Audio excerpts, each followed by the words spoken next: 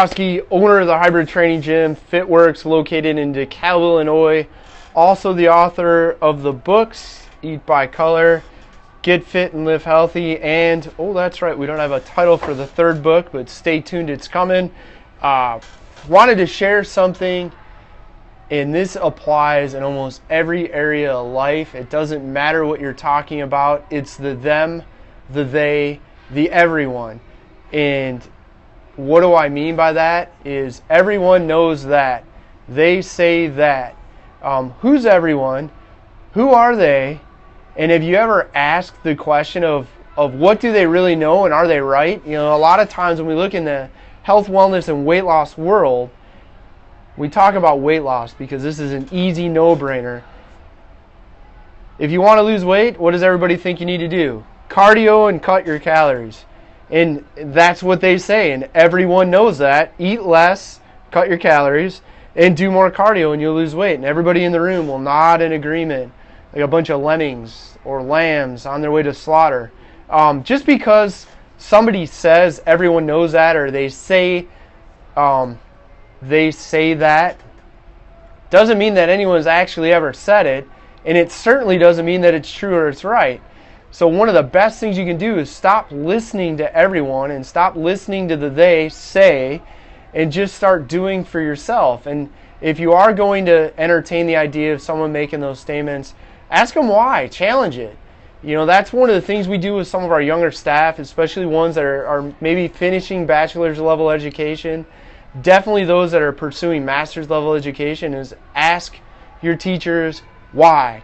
Question everything. Don't accept what's handed to you as fact, because oftentimes we get into a habit of just repeating things, and this is what I heard, so that's what I'm going to say, and it allows me to participate in the conversation. But at the end of the day, it doesn't always mean that it's right. Great example is weight loss. You know, everybody has heard more cardio, cut calories, and you'll lose weight. Well, that doesn't mean because we've all heard it, we've many times said it, it doesn't mean that it's true. Things to start doing now, question it. Who are they? Who's everyone?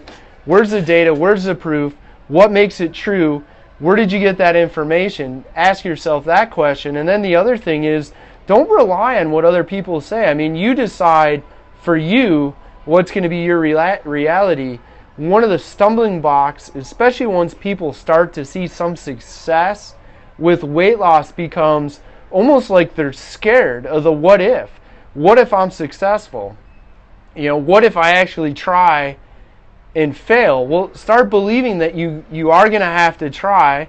Believe that you might actually fail, but also believe that you're just as likely to succeed by trying as you are to fail. And by the way, you know, we've talked about this in videos before. You're never going to accomplish much of anything without a couple failures. Failing is part of the game. You know, I wrote it in my Get Fit and Live Healthy book, and I've said this to my kids, and I say this often. You know, I always use the ice skating example. When I took my daughter ice skating, she was like 2.5 or 3 years old. Yes, only 2.5 or 3 years old. I told her, I'm like, everybody falls. We learn to ice skate by falling down. It's part of the process. And if you get out on the ice on ice skates and think you're not going to fall, you're never going to learn to skate.